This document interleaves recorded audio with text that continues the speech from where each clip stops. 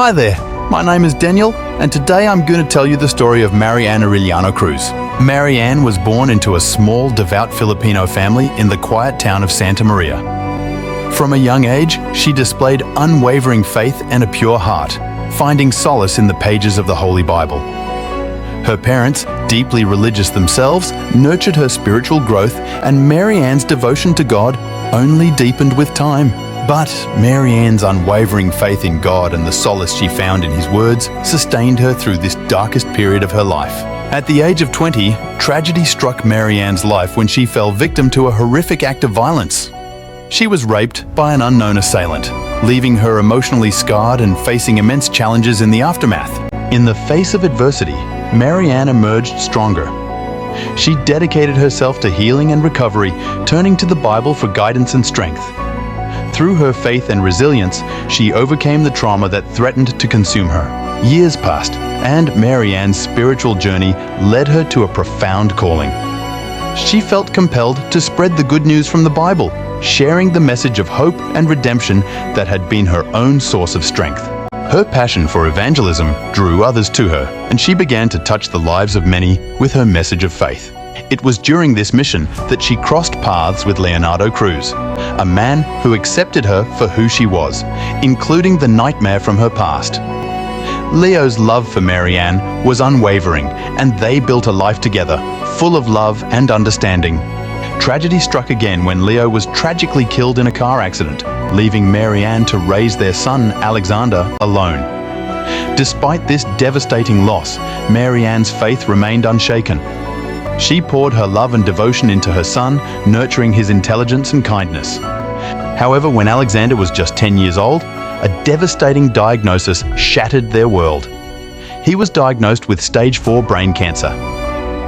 Marianne refused to give in to despair. She turned to God once more, praying fervently for her son's healing and laying her hands on him with unwavering faith. Miraculously, just days later, the doctors found no trace of cancer in Alexander's body. It was a medical marvel that left the doctors baffled and Marianne awestruck. She believed it was the power of her faith and God's grace that had brought about this miraculous recovery. Word of Marianne's miraculous abilities began to spread throughout the town and across the Philippines. People came to her for healing, and she touched their lives with her prayers. A statue was erected in her honor, and her followers praised her as a miraculous healer. But Marianne, humble and steadfast in her faith, was deeply troubled by the adoration she received. She knew that God was the true source of all miracles, and she refused to be a vessel for the worship of anyone but Him. She longed for the frenzy to stop and wished for her followers to return their devotion to God alone. As the years passed, Marianne's sadness deepened. She yearned for a way to end the idolization, to redirect her followers' faith back to God where it belonged. And then, as if in response to her fervent prayers, a tragic ending loomed on the horizon. One fateful day, as Marianne was praying for guidance, she received news of a medical emergency in their neighborhood. A neighbor had suffered a heart attack and was near death. Marianne rushed to their side, praying with all her might, and laid her hands on the ailing person. Miraculously, the person began to recover, breathing steadily once more.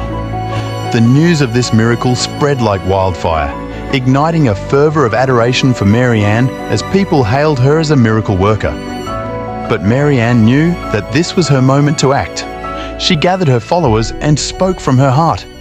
She pleaded with them to understand that she was not the source of these miracles, but a humble servant of God. With tears in her eyes, she urged them to turn their devotion solely to Him, for He was the true healer and the source of all miracles. Slowly, her followers began to realize the truth in her words. They redirected their faith and worship back to God, recognizing that Marianne was merely an instrument of His divine will. The fervor around her subsided, and the statue that had been erected in her honor was dismantled. Marianne had achieved her mission, but it came at a great personal cost. The tragic ending she had wished for had materialized, and she was left with a sense of emptiness. Yet, in her emptiness, she found solace in the knowledge that her mission to spread the good news had been fulfilled, and her faith remained unshaken.